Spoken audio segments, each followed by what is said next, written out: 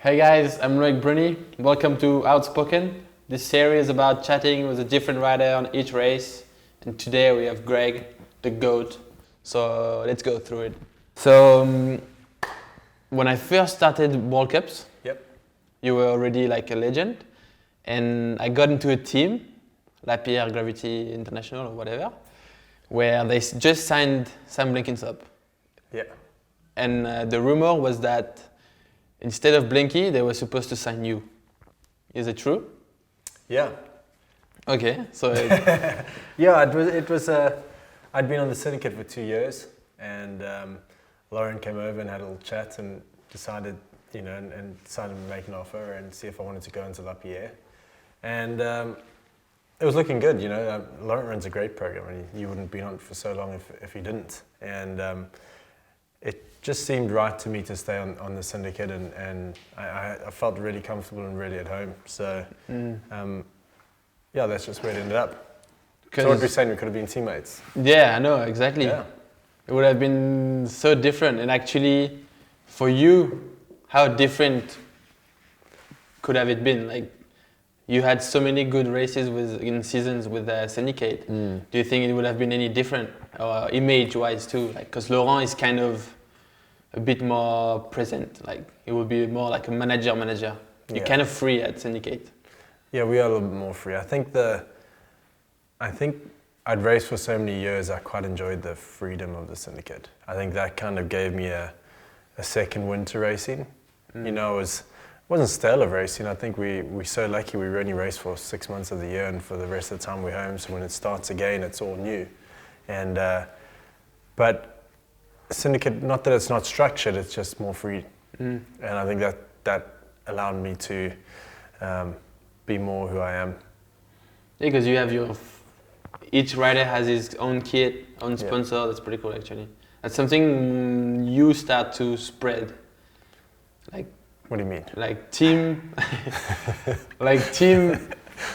team like us. We always wear the same clothes. Each rider, like, no one really had his own identity, and each of you has a different image, sponsor, colors.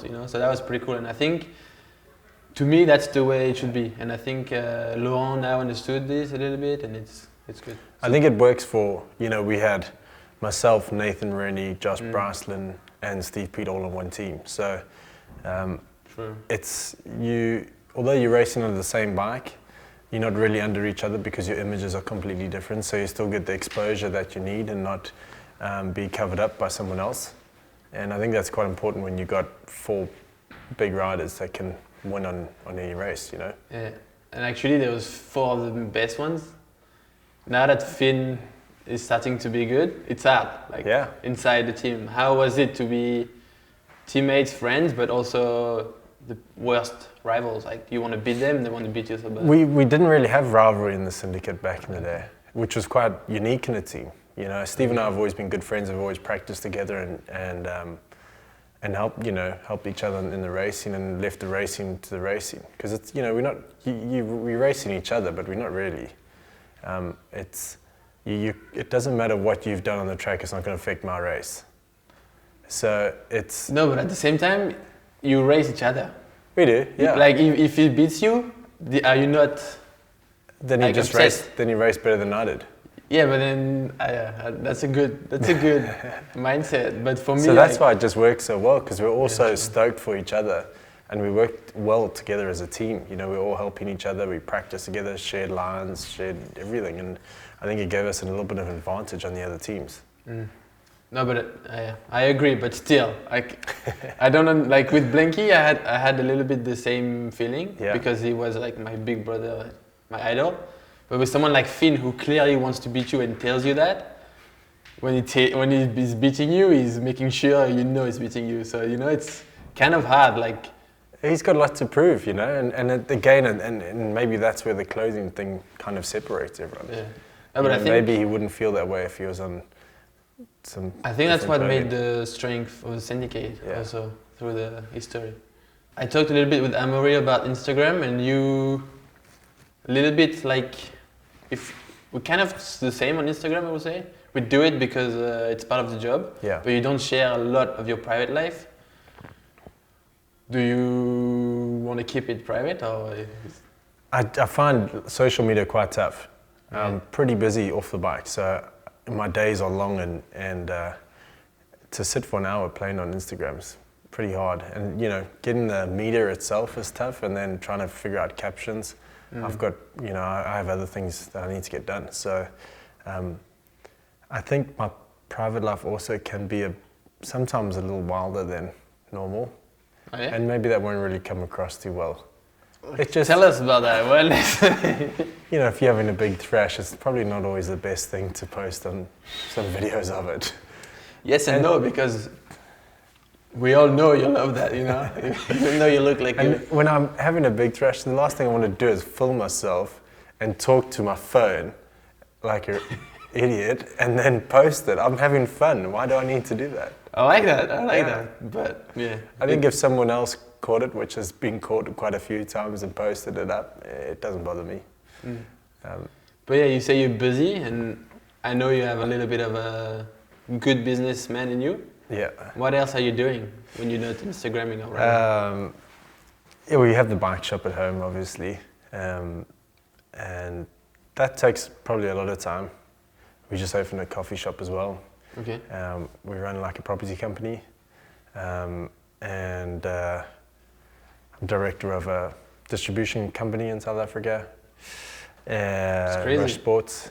Yep. It's crazy. So there's quite a few things, Okay. and a few more, but a little more boring stuff. So.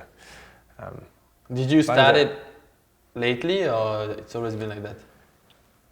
I felt like when I got into my mid-20s that I needed to manage my racing myself as well, managing all the contracts and everything else.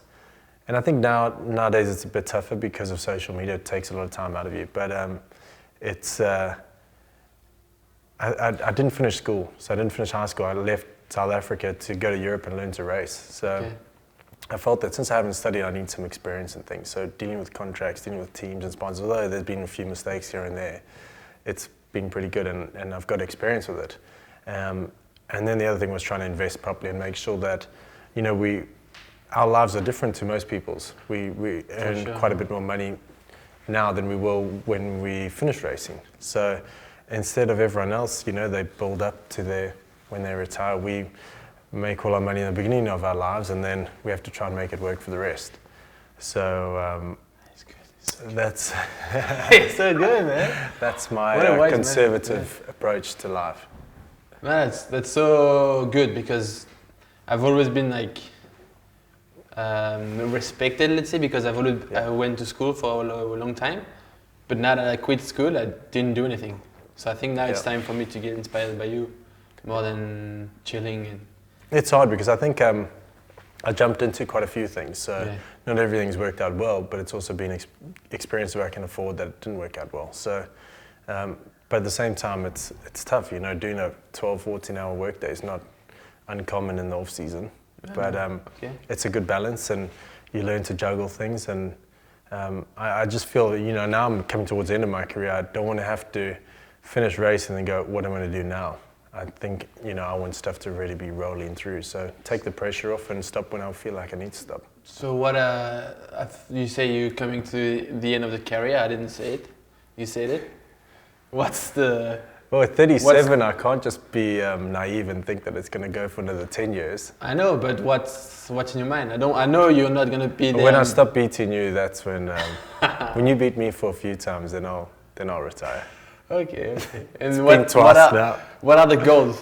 Like, what are the next chapter of Minnaar? Are you going to stay I'm in racing. the industry? I'm still racing. No, but like... After racing. Yeah. Because you must think about after racing. I think, yeah. I do, even I'm younger. Yeah, it's something we have to. It's I'd like to stay in the industry. I enjoy the product development, dealing with product stuff and designing stuff. We did the helmet with Oakley and a few other projects and things, and it's been cool. I enjoy that.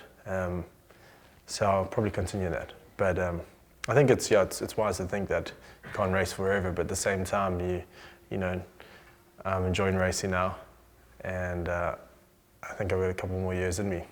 So now that you're the GOAT, is there anything you would have done different now that you kind of achieved everything a rider can dream of? Anything in racing? Racing-wise, yeah. Yeah, I think so. I think personal-wise, if you want to share this. I think in racing, I put a lot of pressure on myself, and to try and race and be more perfect than I can ride. So I think I should have been a little bit more relaxed in my racing, and I think I would have had maybe a few more results when I was younger. I mean, I had a great start, but it was hard to come back after that good start, and I think I was just pressured to try, and I'm quite impatient, so I want everything right away. Okay. And I think I didn't realize how long my career was going to be, and I think patience is something that I've learned to love. You need patience. And now that you carry is what, 20 years? Yeah, it's longer. Longer? I know. How do you, because training is not as hard as maybe cross-country rider, but it's still pretty hard for downhill people. So how do you keep Well, it depends. It's motivation? I don't know. I mean, I wouldn't say it's not as hard. It's different. It's different. But now that I see you from the inside of a cross-country rider, Yeah. it's... What do you mean you see from the inside? I have contact in the industry.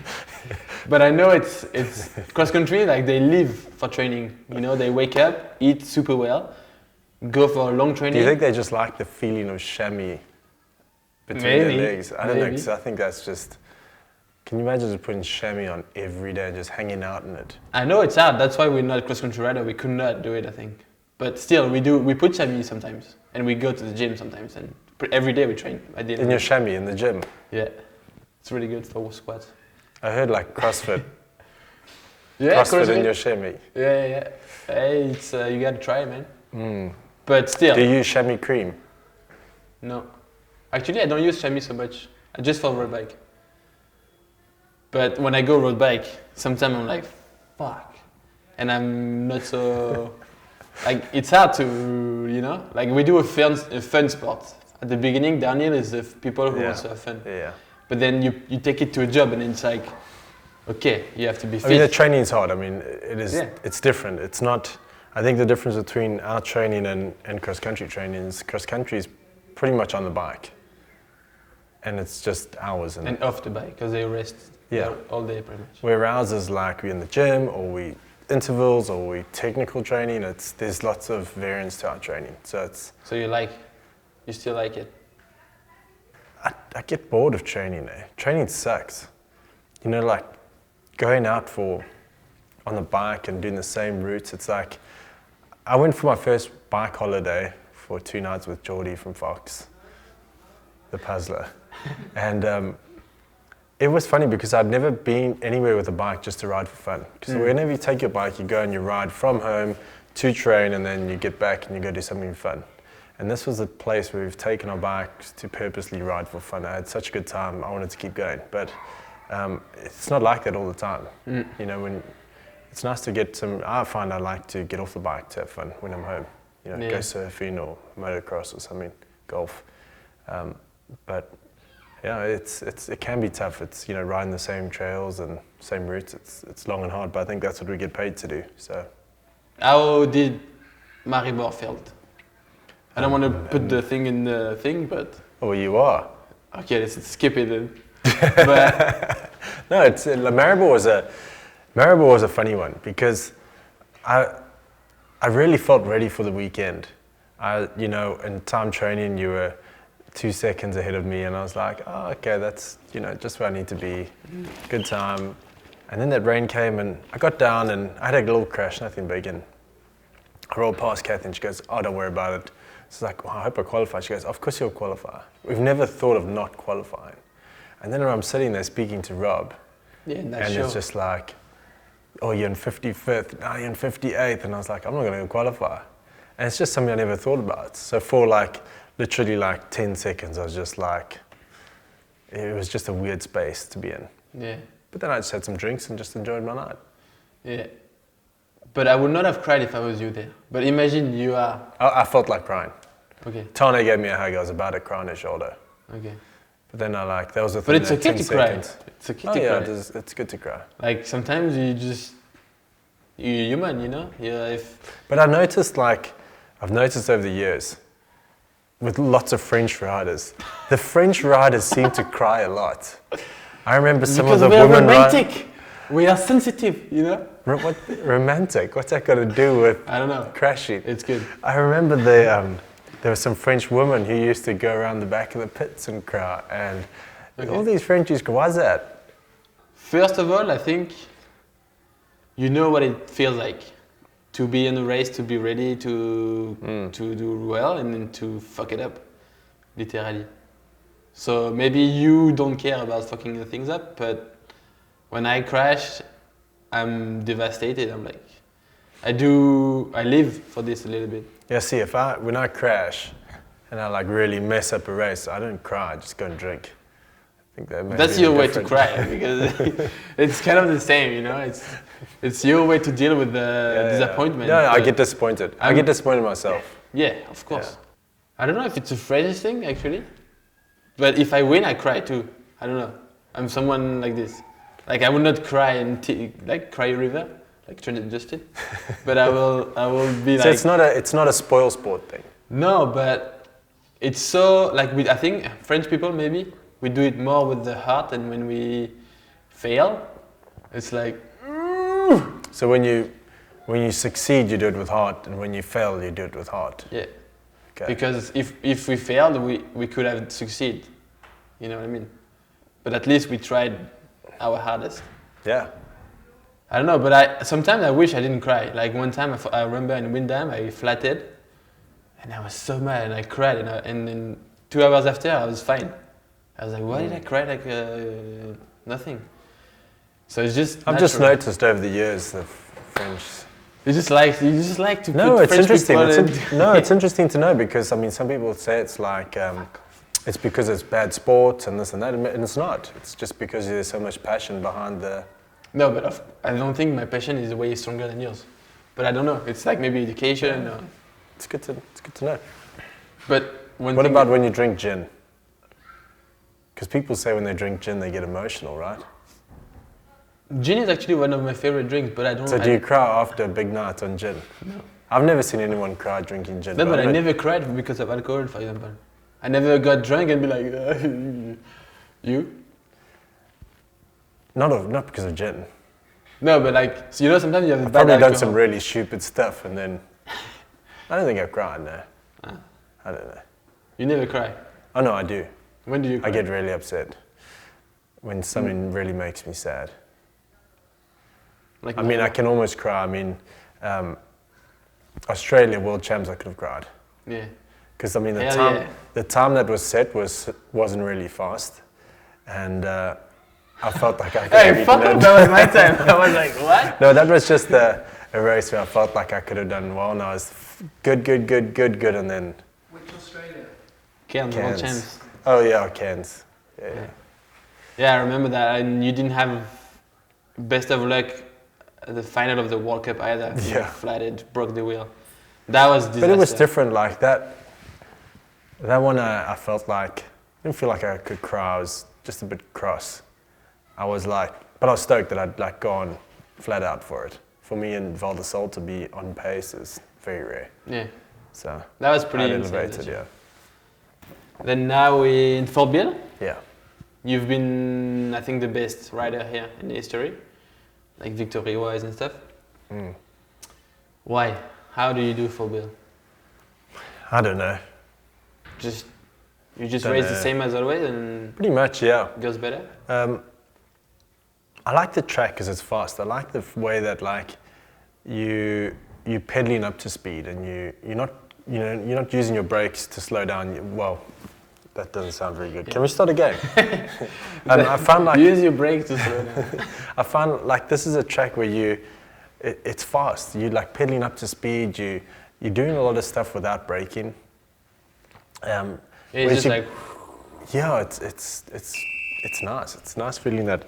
That's the only feeling of the year, pretty much. Yeah, like you go to Montanan or somewhere where it's also quite fast, but you know you're braking it's only a lot. one section. Yeah, you're braking a lot, and yeah, you're trying to go faster and faster and faster, and you can't really max it. I think that's quite cool. And coming from Maribor, which was not a good weekend, to a weekend where you can win. Like, it's hard. I'm still not like protected and stuff. And although we raced for 15 years of racing and not even worried about protection, it plays in the back of your mind. It's like, I'm not protected, so I need to be safe in qualies and make sure I get through. And but you can do it now? Well, I bloody hope so. Yeah. But I think at this point I have to qualify. Yeah, for sure. If you don't qualify here, it's not so good. If I don't qualify here, I'll be crying. And it won't be like an emotional cry or an emotional, passionate cry. It will be a spoiled brat, I'm battling to bloody qualify cry. Yeah. But how good would it feel to be back on the podium at least? Yeah, I think I need to be. I want to come up and challenge you. You can. I think I've raced all the other guys for so many years, and it looks like you're the next one that needs to have a challenge. Okay, I like this. I think I did a challenge, but there's a lot of good riders out there. Which one, like now that you've seen a full range of rider? Yeah. I did a weird English. A full range of rider. From Peat to... Yeah. Which one is the new cool ones? Like you like? Cool riders. Your favorites? Style-wise or just racing or? Your favorites? Yeah. Well, I've always enjoyed watching you. I've got to be honest. Yeah, I think it's. Thank you. You know that. Yeah. Loris to me has got a great style to watch as well. He's got this like. True. He bounces out and then just. He's so light too. Yeah, it's a cool style to watch. You kind of put me on the spot to come up with some riders' names, but there's a whole French contingency. Felix. Yeah. He's wild. Felix. What's his name? Is it Felix? From where? Frix. Hugo. He's got Hugo. a wild style. Yeah. It's just. He's really actually good to watch. Yeah, he is. Who else? I don't know, man. But that's enough. That's some good names. Yeah. But I remember actually when I was in my first year in the World Cup.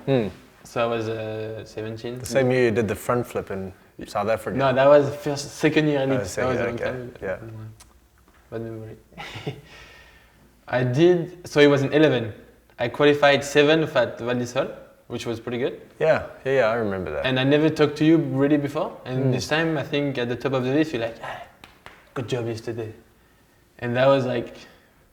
I was trying to psych so you cool. out. Come on. Kind of like you do to Loris. What? Every race. No. Oh, come on. No. You got to tell us about that. Come on. How come you psyched Loris out? What? Because you guys are like known each other for so long. The problem of Loris is he's never excited. It's like you're a wizard and you just like cast the spell on him and you like give No, him a little poke and he's like, Loic says I need to run a 650B rear wheel and a 29 front and now I'm just... That's not true actually. Loris asked me, how is your bike? 27 on the back, 29 on the front. I'm like, it's really good, you should try.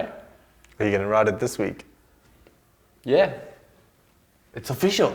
Well, I tried the 29 actually, but I'm going to stick with what I like. Yeah. But for example, Loris, I've known him since he's 4 years old. Yeah. And sometimes he's the kind of guy who's like, final of the World Cup is like this. Yeah. Loris, you okay? You know, so you need to... Fire him up. Yeah, I'm a little bit... Loris. It's cool though, it's cool to see. And I think sometimes... So I didn't realize how close your families are. Yeah. Like your Super father close. and his father are really tight. Yeah. And our mum is even tighter, they're super close. Yeah. And that's why we grew up together, because they were always together. But I think as like the bigger brother, you always try to keep him at... No. Oh, you look really shit in the woods, you should try the outside line, it's way quicker. No, I'm not like that. But Loris it's been good to see because he's been really improving, like from 2013 to 15. And then he started to feel the need to go away from me. like because he was rising just in my shadow a little bit. Sorry. So yeah, Loris was rising, but it always felt in my shadow, and he was like, fuck it. And then when he took the direction of Syndicate, it's good to see that it is the same actually. Yeah. So it didn't change, and it didn't really. It was the same as he's in the same now than he was before. So I don't think I was bothering him so much. So that's cool. But now he is quite a laid back. Yeah, a lot.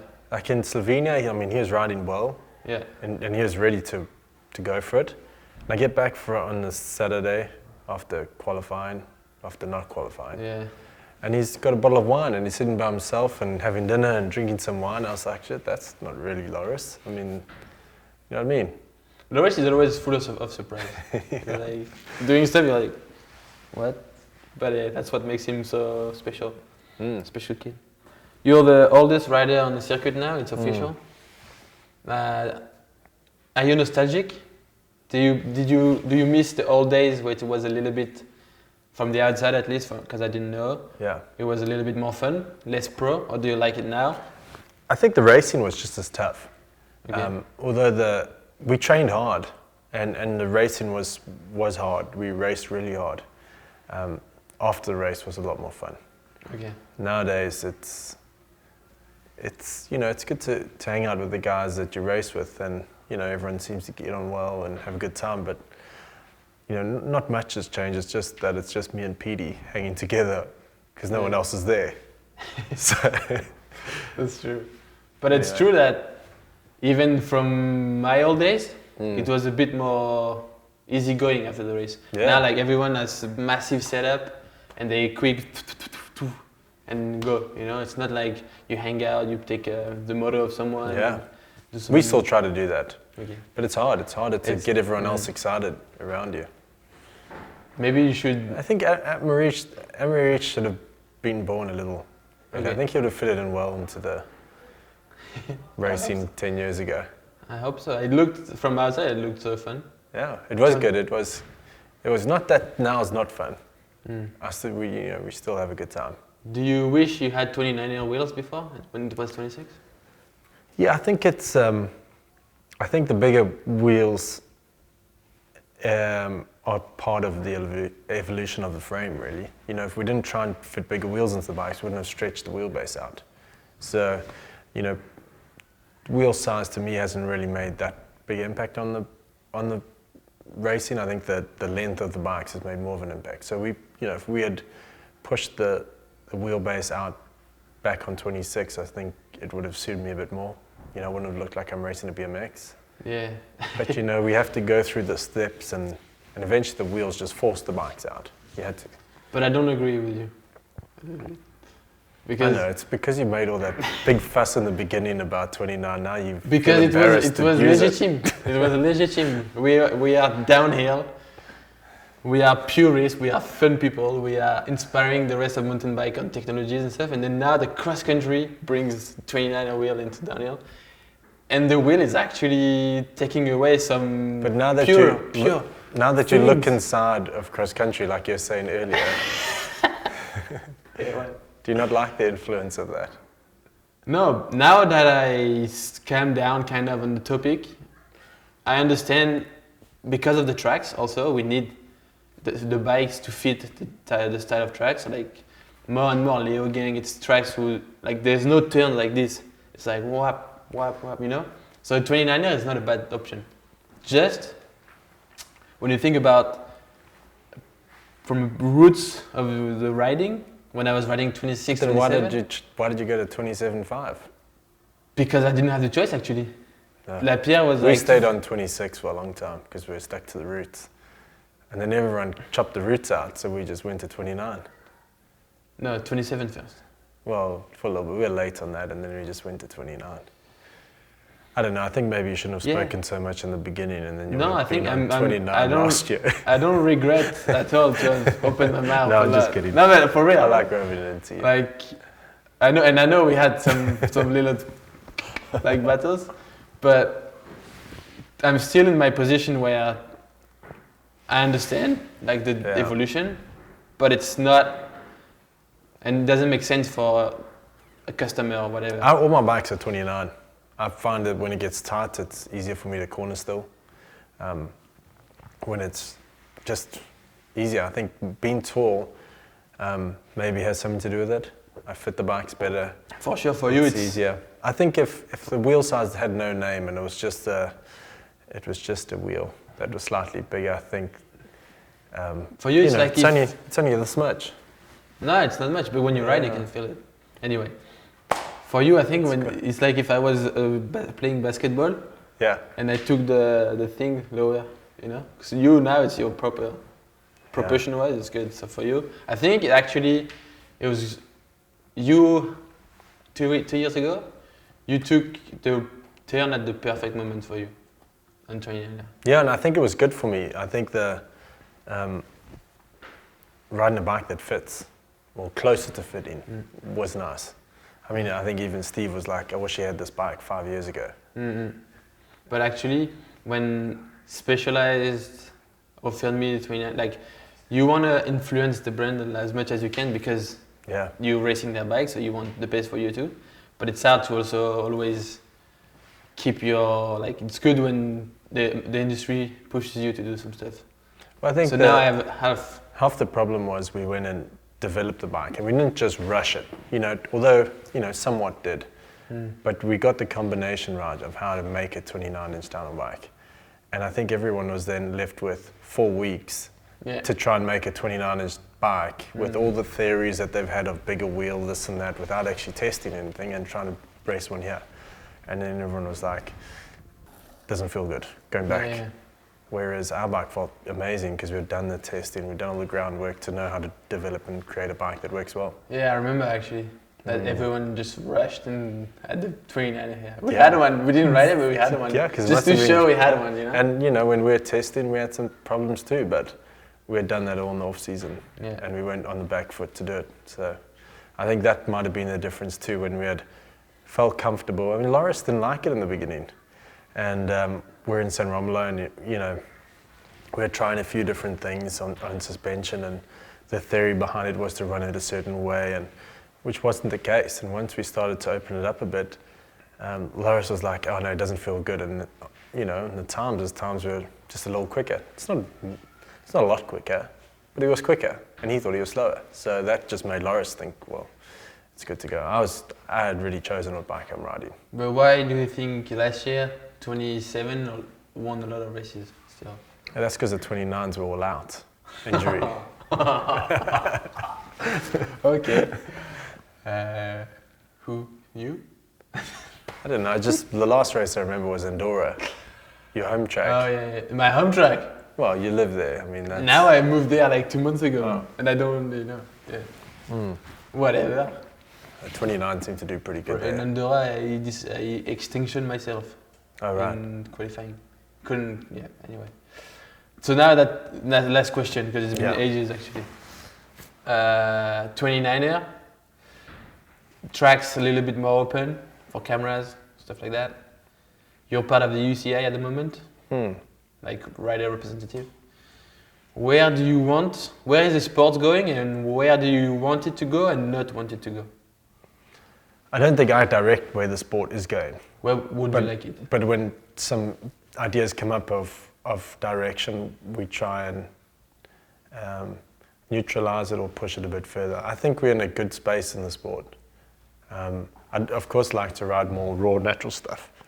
It's fun. Sorry. It's, you know, obviously that's quite cool, but I still think that the way we ride now compared to 10, 15 years ago is a lot different. So although there's a lot of people saying, oh, the courses are easy, they're more open, this and that, it's a fact. It's somewhat. When you go to Montanari, you're still on very similar corners and sections of track. We go through this so much quicker. You know, the style of riding from what I did in the early 2000s to now is completely different. And the bikes are, suspension's better, the tires are better, the bike handle's better, the fork's more raked, the bottom bracket's lower. Like, we corner so much better anyway. That one is quite tough to kind of change. I do think that, you know, we don't film the whole track, so wherever they're not filming, maybe let's put some more technical stuff in. Yeah. I miss the like really raw rock sections. You know, it was cool coming into Slovenia where they had the rock garden, but even then guys were flying through there. I remember that was really hard to get through. What was it, 8 years ago we raced there? Yeah. Now it's like the rubber of the tires is so good. I mean, I don't know about your tires, but the Maxes are really good. So we're in a different sport, you know. We've pushed the boundaries and we continue to push them. So. But 8 years ago, you had also 2 small wheels going into this rock garden. Yeah. It was a bit. Yeah. Now it's so amazing. On 29, you don't feel anything. So I think we're in a good space. I think the TV's good. It's exciting to watch. Yeah. Sometimes the riders want to push too far ahead and want everything for the riders, but we've got to remember that there's an industry and people watching that need to back it as well. And while the numbers keep growing on live TV, we've got to keep racing in these tight races where the timing's close and the TV looks good. You know, it's all very well going to a really technical track, but when it looks really slow and awkward, like remember 2 years ago was it, where we had the muddy rock garden, which I thought was fun to ride, but it did look really slow on TV. But it was fun to ride. But that was also because the UCI never put that.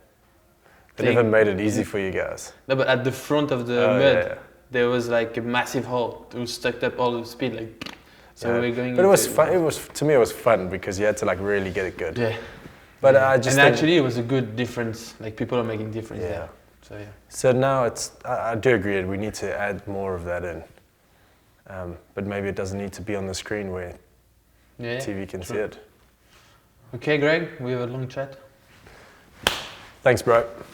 Have a good race this weekend. Yeah, you too. Let's see I hope I see you at the final. Yeah, for the finals. Have a good one. And yeah. Thanks. Sweet. Let's go.